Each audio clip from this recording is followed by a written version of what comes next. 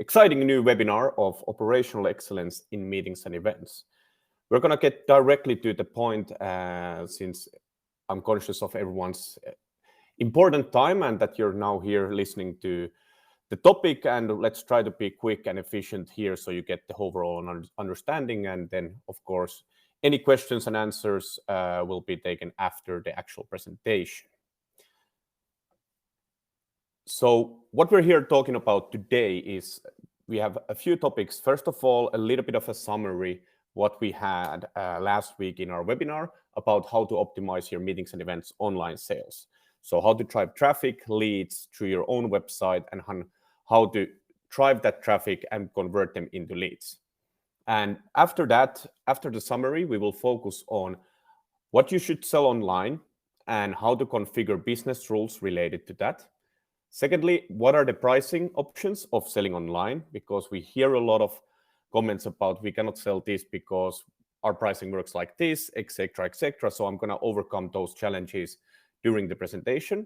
Finally, and then we have about payment options. So what should you configure to reach the highest conversion possible through online sales?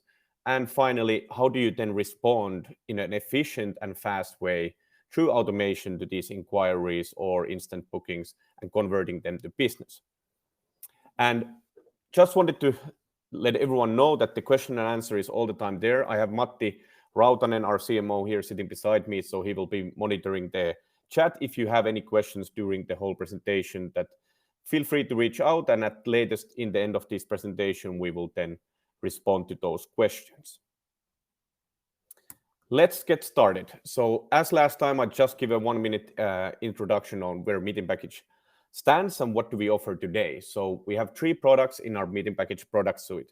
If we start from the top, we have the venue and sales management, which takes care of all the operational stuff as well as the content management side of your property, meaning prices, images, business rules, configurations, availability, as well as then connects to third-party providers, whether it's property management softwares or sales and catering softwares, such as Opera, Amadeus, Protel, etc. And once we go a little bit down, we push the rates and availability towards the booking engine as well as the channel manager. So the booking engine you can implement on your own website to provide the customers the possibility to see all of your properties, book them online the same way as you sell your bedrooms today. And then we have the channel manager where you can then control over your distribution strategy as you now have loaded your information, pricing, availability. Now with one click of a button, you can then extend your reach through the channel manager. Last time we discussed a little bit on how meetings and events has changed after pandemic. I'm just going to highlight a few areas here. So first of all, the average value of bookings have reduced and dropped 5%. However, the instant booking value has increased nearly 100%, which means that there's more and more properties actually selling online today than there was pre-pandemic, which is a great news for the industry. What else has happened is that the attendee amount has decreased nearly 70% average per booking, which again emphasizes the fact that we should go to sell online because the number of people attending an individual event is less than it used to be, which ultimately means that there's less revenue available for an individual event. Then average lead time has decreased from 33 days to 20 days. In the course of the pandemic, we saw it to be as little as 5 days on average, but now it's already pushing up towards that 20 days from booking date until event date, which again means that if you don't respond to the customer quickly, you're going to lose that customer.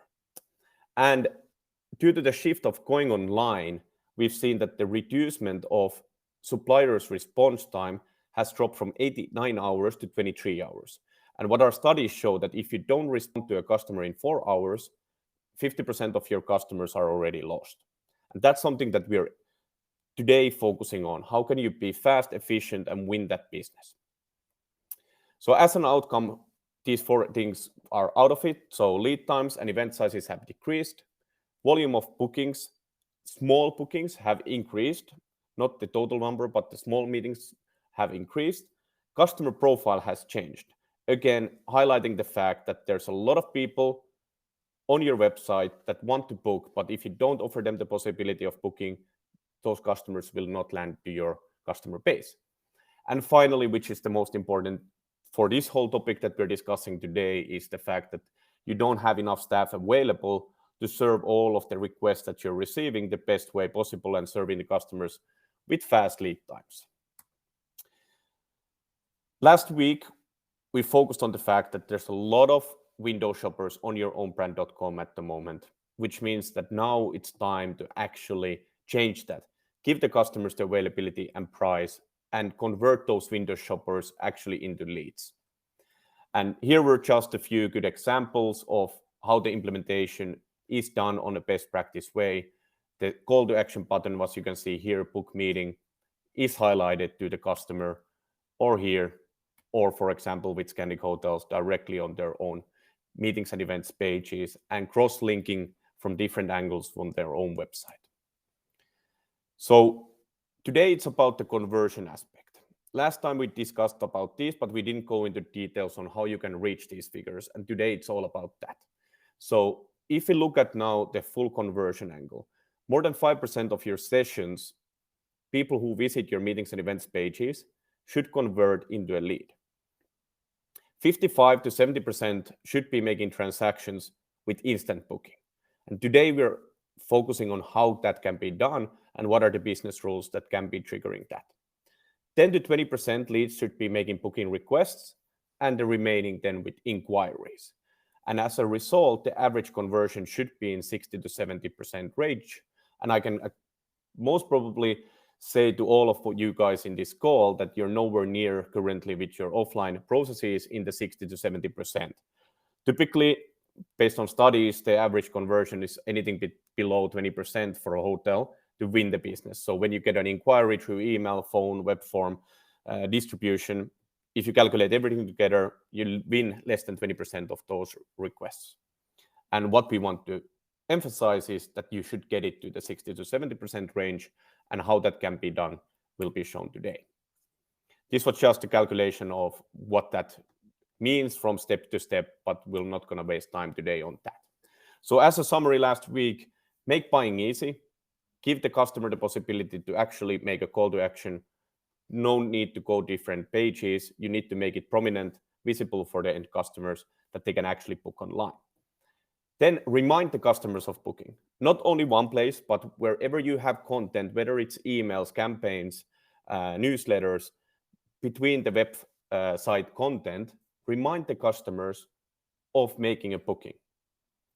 And the most important thing, show the customers the price and availability, and at minimum, what you guys have to offer. Then Matti, who's sitting beside me now, went through a lot of marketing things. Again, for the people who did not attend that webinar, it's online. So can we share the earlier webinar with everyone who's attending? Yes, he's nodding. So you will all receive the link of the earlier webinar in case you missed it. But the main points of marketing is that meetings and events is much more or less competitive towards bedrooms. And while it is that, it's harder to make also mistakes because the volume of individual searches is much lower than in bedrooms. So the amount of traffic, you cannot make that much mistakes in your ads as you can with bedrooms. And finally, the customer relationship is typically in the B2B industry much longer with meetings and events customers. So if you convert one customer to make them a recurring customer, it's much more likely than in the bedrooms side, which ultimately results to the fact that cross-sell and upsell possibilities after the initial booking is the one where you can actually make the bigger money and revenues out of those ads. All right, that was the quick summary in 9 minutes of last week's session. And now we're focusing on how to define those business rules and the operational excellence. So first of all, how I'm going to do this is go through the questions, a little bit the answers, and then I'm going to reflect how it's done in the actual software. So you can see right away how it reflects to the software side and how it can be configured there. Because I know there's a lot of new people in the audience as well as existing customers, so reflecting a little bit on how it can be done. So first of all, what should you sell online and how to configure business rules? many times go into a discussion with hotels or venues, and then they start, yeah, but we want to sell only these small meeting rooms online, like 20 people, 30 people. And the question comes, why? Because there's a misunderstanding on what actually online sales means. You cannot offer a booking engine only for 30 people. Let's say you have 5 rooms that cater up to 500 people in different paxes. And now if a customer, and you have decided to only make your small meeting rooms web bookable, what happens is that if that same customer who's booking the 20-person room now today, next week wants to book that 50-person, 60-person event, they will not see results because you're not marketing your property the best optimal way. And that's where the business rules comes into place. So what you sell on instantly, request, or inquiry option can be defined, but always bring all of your spaces that you typically sell offline to the online world. Because again, we don't want that customer who lands in your pages to bounce away because you have configured it wrongly and not all the properties and the spaces that you have, and ultimately they don't even know that you actually have them. So please, when you go into online world, make all of your spaces available, all the ones that you sell typically through offline also. As well as when it comes to food and beverage items, there you don't need to list all of your croissants or strawberries or whatever items you have. You need to focus on the most frequently purchased food and beverage items, and typically the menus itself, like lunch, dinner, coffee break, afternoon coffee or morning coffee break, and try to stick to the 5 to 10 rule. So between 5 to 10 most prominent items, because if it goes above that, it will get too overwhelming for the customer to select individual items. And that's where the upsell comes into place. So once you get that customer locked with, for example, a menu 1, if you would have a better menu option, you have always the possibility to then call that customer and upsell that more expensive menu to the customer. Now, if we look at these 3 options, we have the instant booking, where the price is visible, the availability is there, and the confirmation rate is technically 100%. But when we take cancellations involved, it falls into the 90% range. Then we have the booking request, which means the fact that you have the price, you actually have the availability, but we don't show the availability to the customer in a sense that they can make a definite booking. They make a booking request. So when it lands to you as a hotel, and I'm going to explain this later on today, when it lands to you as a hotel, the only thing you need to do is click one button to confirm that you want to receive that business. Should not take more than a half a minute to check it through. And then we have the last option, which is inquiry. Again, that's the more traditional way of selling. You don't have a price or the availability. Maybe you don't even know what the price should be, but you still should offer that property or space for the customers to find and book or inquire about. And there we have 15 to 30%, and that's all up to your speed of response. How quickly do you respond to the customer? And highlighting to all of these verticals is the fact that you will have qualified customers compared to the current unqualified ones, because they've seen the maturity of your content, the pricing, the seating orders, all of the elements that they need to make the purchasing decision. So now I'm going to look at these elements in the live environment. So how do you set your meeting rooms web bookable? How do you configure combo rooms? Because again, it's just one way of selling. How do you configure your business hours? So when are you available to be booked? How do you configure your different cancellation policy? Because you have different ways of booking, whether it's instant, credit card, non-credit card, inquiry. You can have different terms to define those. And finally, how do you then do the actual business rules to define when do you sell instantly, when on a request basis, and when it's a inquiry-based model. All right. So now I changed the screen. You can see it. I changed the screen into the meeting package supplier end. So now I'm logged in as a test supplier in meeting package. And what you can see here is now the first one is what rooms do I want to make web bookable? You have a tick box here to decide which rooms you want to make web bookable, which means that what are the rooms that you want to display to the customer. Again, there might be different rooms that you don't want to sell to the customer, but you still want to have in the system, which means that your operational staff can then change it to a room that is not web bookable as such.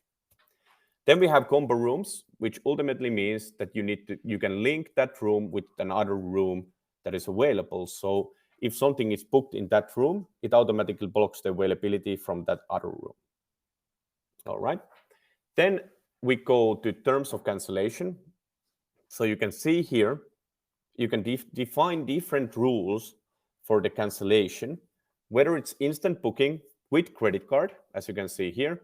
And there's a lot of variations. You can add time limits, early cancellation rules, and define it based on the value of the event. So whether it's a 5,000 euro event or a 1,000 euro event, you can have different rules that cater those.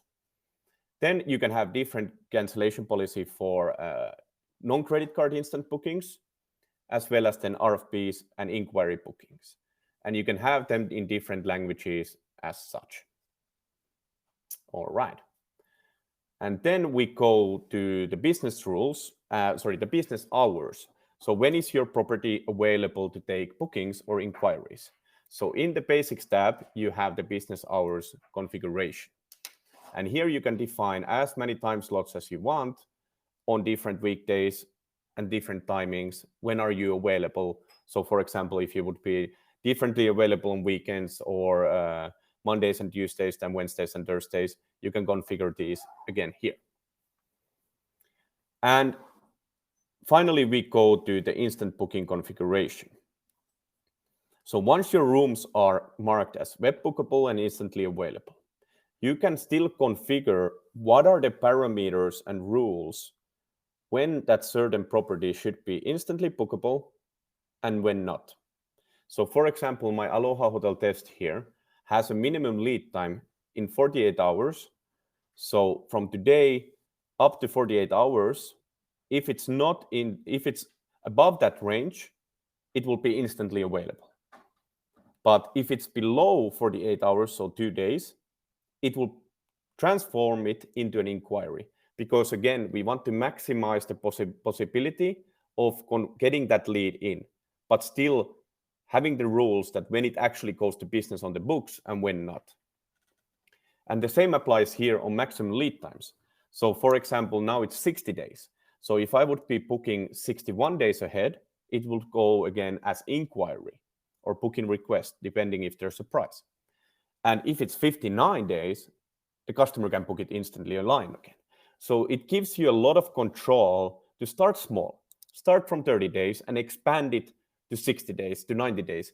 Once you start to see the traction and the analytics from your bookings, you might see that, okay, the average is 45 days that customers are booking a small meeting in your property. Then you should change this to 50 days or 60 days to cater that need and not to waste manual time for the small meeting room bookings that don't necessarily need your input. And then we have the maximum number of people, which means the fact that how many is the maximum number that can be booked online. And you can do this on a property level, or you can even define it on an individual meeting room level. So nevertheless, if a meeting room takes, let's say, 70 people, and your minimum for that room would be, let's say, 40 people, if you book it for 48 people, it goes as instantly, but that same room, if you book it for 52 people, it will go on an inquiry basis. And again, all of these rules are presented to the customer in a simple way. They don't need to know the parameters behind the scenes. It's more for you guys to take control and have the trust in the solution that you can actually start selling online. So it's not 1 or 0. In this equation, there's a lot of variants and possibilities for you to grow your business and start small, but then extend it once you are more comfortable in selling online. And as you can see here, you can see the instantly bookable rooms. you can see the non-instantly bookable rooms based on the configurations and what we have just said. And now if I would book this, let's say on December 13th, here, you can see that the rooms are all on a request basis, as our maximum days were 60 days for this individual configuration. So that's kind of for the what you should sell online and how to configure. Again, highlighting the fact, make all of your rooms visible for the customer, and then start the business rules. Start small. Don't overcomplicate your rules, because that's a problem also. If you overcomplicate your rules from day one without actually knowing how the customer is making their bookings, you will not even know it, because you're limiting that customer of making the bookings. So rather start with as minimum amount of restrictions, and then add those restrictions once you start to know more about the customer's user behavior. Then let's go to the next topic, how to price. And why this is an important topic is that we have a lot of venues and hotels that do pricing a little bit differently in the meetings and events segment. Whether you sell meeting rooms as hourly, half-day, full-day model, or you don't sell any room rental, but you just sell packages, or you have this feature called minimum spend, that you don't actually take any revenue from the room as long as you get food and beverage items purchased for a minimum revenue amount. And then you have the catalog pricing, meaning the food and beverage or the miscellaneous, whether it's a shuttle bus or similar. And finally, then we have also the corporate discounts and offers that you can also implement in the solution. And now I'm going to look all of these variations through, so you again get the flavor that it's all doable. There's no excuses not to go online and putting your prices there. There's always a price for what you sell. I understand that many of you might have a low price and a high price, and then the salesperson picks, I'm going to take that price based on some parameters that you have. But now once we go online, there needs to be a strict policy on what is that pricing rule that we do online. Whether it's 5% discount from the offline price, or it's the lowest rate possible, because you don't use any more manual efforts in the pricing or the selling of those properties. So let's go here. Let's start from the very first segment, i.e. pricing of meeting rooms. And here you can see that there's hourly pricing, half-day pricing, full-day pricing. I'm going to take the minimum spend away for a little while, not to mix up. So you have hourly price, half-day price, full-day price. And as easy as this, you can just modify the pricing. Or if you want to do minimum spend, you can also apply it on top of a room rental or without a room rental. So depending if there's a minimum price in combination with a meeting room hire, let's say 500 room rental, 500 minimum spend, which means that the total minimum would be 1,000. Or if there's only, as you can see here, a minimum spend for half a day and full day 900, but there's no actual room rental fee. On top of that, then you have the seasonal pricing, where you can display based on seasons, let's say every Monday from today until end of the year, a separate price, or even daily, if you so decide, for the end customers. And those can be a fixed fee or a discounted percentage, depending on, again, how you price. Then comes the packages. So in the packages, you can create as many packages as you want, and these can, of course, be linked to your operational systems. And in the packages, you can have different items that are stored in the catalog already. And it might be that some of the pricing are priced per person, some of the pricing are per unit, but it automatically calculates that for the end customer then based on the parameters and rules that you have set. So again, you can have different packages for different rooms in your property. And then we go to the catalog section, i.e. food and beverage items, where are they applicable, service times, etc. In the catalog, you can also import it from a CSV.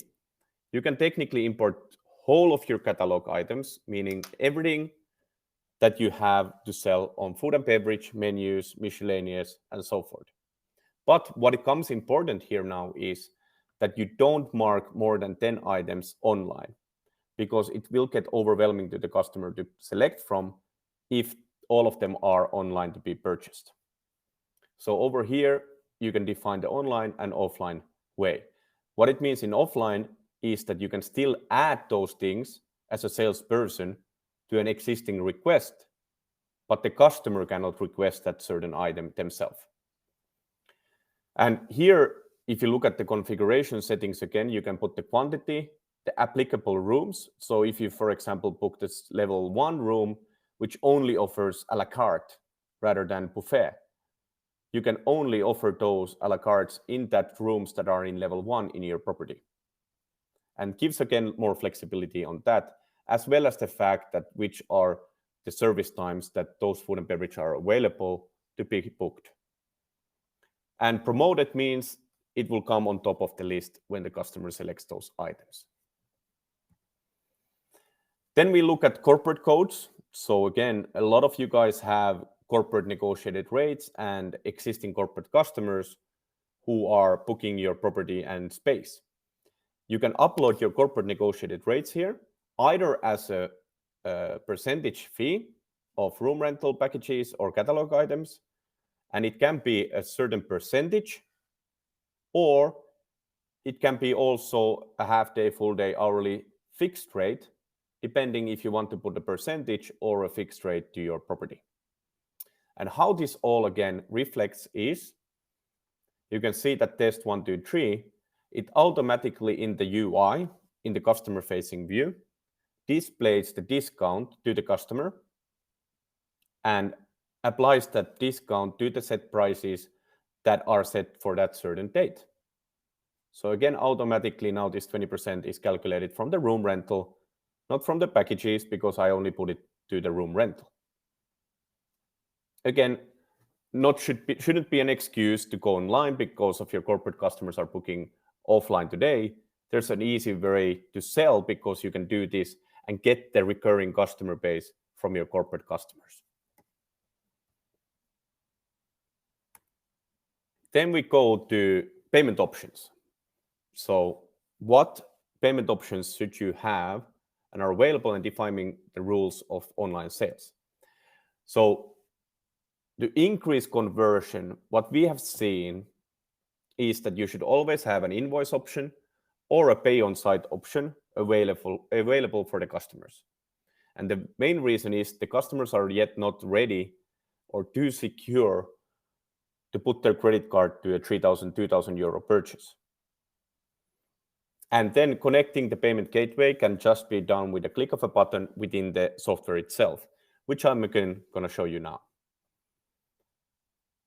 So if we go to the payment configuration, here you can easily just click from the settings, you go to payments. Once you go here, you can just easily connect with Stripe. For enterprise customers who are also in this call, we do custom integrations to payment gateways, and we do have 38 different payment gateways already integrated with us. But here, for the standalone ones, you can easily just with one click of a button connect with Stripe. And in the booking engine settings, you can then default the payment method on and what are the allowed payment methods. So if it's invoice, pay now or pay later, and what is the default payment method that you have selected.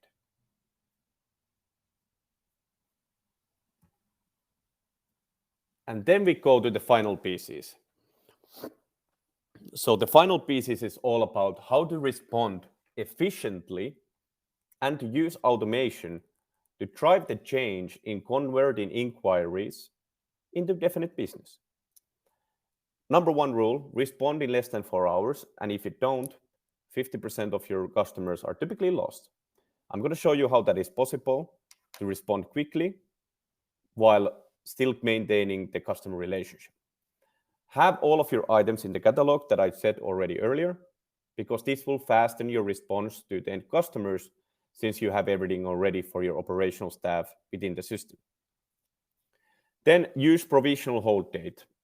When it's an inquiry, because this will automatically run after the customer without you doing a single thing. The system will run after the customer, remind them to confirm that inquiry. And then to keep your backlog in shape, use the automation of cancellations that for any provisional hold that it expires, or the fact of if an event date has expired and you have not been able to confirm that. And those things, again, we'll show you shortly. So now, if I look at the bookings, so I made 3 different booking types.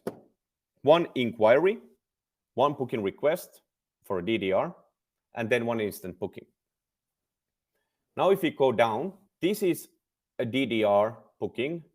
We can see the client name, the meeting information, as well as what they have requested. So in this case, it's package test 3, and you can see the content.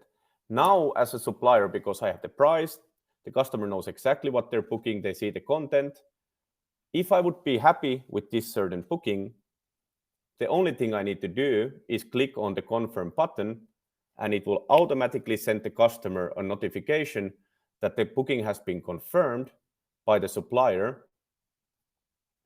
And the only thing that they need to do then is to confirm that booking with one click of a button, because they have already accepted to your terms of conditions. And now what we said about the provisional hold date, you can select it from here and say by Friday this week, we need to get the response from the customer. And now you can see the menu has updated the holding date, and it will automatically run after the customer. All right. So nothing else needed to do from a supplier side here in this certain request. Then we have the instant booking, where everything is confirmed. You just go look, hey, happy, we just received 2,880 USDs, business on the books. The customer doesn't even have any questions. They will arrive. And if you want to call them and check on-site contact information, event names, etc., which they have not inputted yet, you can do that. But at the same time, you already have secured business on the books. And finally, we have the one which is the more inquiry option, where you have already the customer left a message that they would like to have lunch for 40 people at 11:30 and dinner at 7 p.m. for 35 people and 20 single rooms for the night of October 4th. So what I would do as a supplier now is I would go here, I'll write lunch. Let's say they want to have a tastery lunch. What was the time for lunch? It was 11:30 and for 40 people. So I just put 40 people here. They wanted to have at 11:30. It automatically brings the price, the content, because it's already stored in the system, and it will automatically display to the customer through the info button once it has it. Then they wanted to have dinner. And again, it automatically gives you the option because you have stored it in the catalog. And they wanted to have the dinner for 35 people. And was it 7 p.m.? And again, it brings the price and the content. And finally, they wanted to have single rooms. Single rooms for bedrooms on the night October 4th and 20 single rooms. So we just put here 20, and it brings the price also for that automatically. And now, since we are all happy, we see the availability. I can save this as an individual item, or if I'm happy with everything, I can confirm it, and it will automatically then send the message to the customer again. Your offer has been updated. They will receive the email, and within the email, they can then confirm that individual booking. Now, if I look at it again, it's on the customer should confirm status. If I want to add that provisional hold date that I did just a moment ago, since it's a little bit of a larger booking, I could add that they have until next week, Friday. I just update it here. Voila. And as you can see, it keeps an audit track of all the changes that has happened in your booking. So you can see what has changed, all holding dates. And as you can see, it didn't take literally more than a couple of minutes to go that through. even though you would have an external system where you check them, let's say the availability, responding in the system is as fast as you can see here. You can also leave internal notes to your colleagues and customers and the end customers itself. Now, if we look how this all looks to the customer, the end customer itself. I'm just updating all the pages because I had them already open. So here we have the instant booking that I made. I can see everything. I can download the PEOs and the options and the invoice and the quotation out of it automatically. I can still cancel based on the cancellation policy. So all of this is already automated since I made those transactions. Then if I look at the next booking, which is the large, which we just did, I can see all the details as a customer, and I can confirm it as a customer with just one click of a button, which is as valid as signing an signature, because we track the ID, IP address associated to the user, and they've already accepted the terms of conditions while they made that inquiry. Now, what the customer can also do is to extend that provisional hold date. Like, I cannot really accept it yet because I'm getting a response from our management next week. So what happens here is I can extend it to 28th of 9th, and this request will come to you as a hotel. And again, you will know that, okay, the customer has acknowledged, they're looking into it, but they can only confirm it in next week. And the same applies here. We can see this package test booking. I'm happy actually with anything, and I just confirm it. Now, if I go back to that booking that we had a lot of the items, and sorry for the jumpiness because I'm demonstrating you guys at the same time a supplier view and a customer view. So try to follow. It might get a little bit mixed up, but hopefully you're still with me. So where we put the provisional hold extension as a customer, you can accept or reject it as a supplier. If you accept it, it automatically again updates the customer based on the new provisional hold date, and you as a salesperson, all the operational side, don't need to run after that customer. All right. And then, of course, if we now go and see the latest booking, you can see that the customer has confirmed the package booking that we made earlier in the system, and it's now confirmed.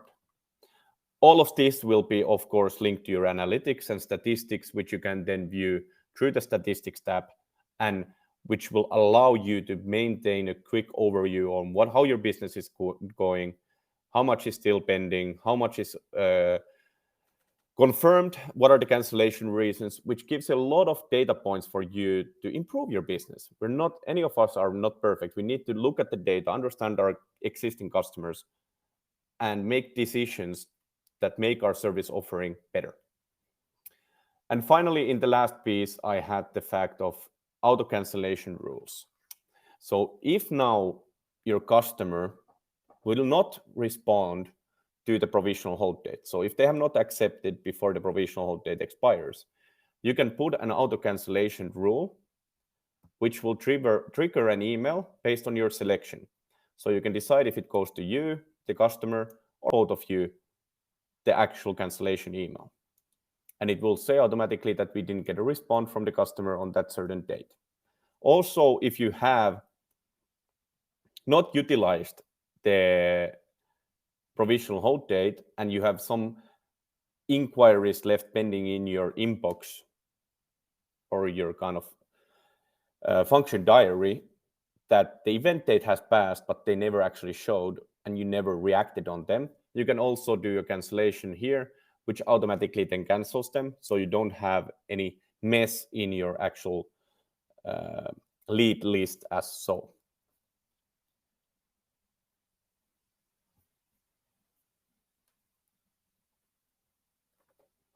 That's for the operational excellence pieces. I hope that I captured a lot of elements that might have, let's say, questioned internally within your organization, or you might have been in doubt, to take away any doubts that you have in going online. Because again, we are here to help you guys and kind of answer any questions or challenges that you may have, and then find a way to actually overcome those challenges as such.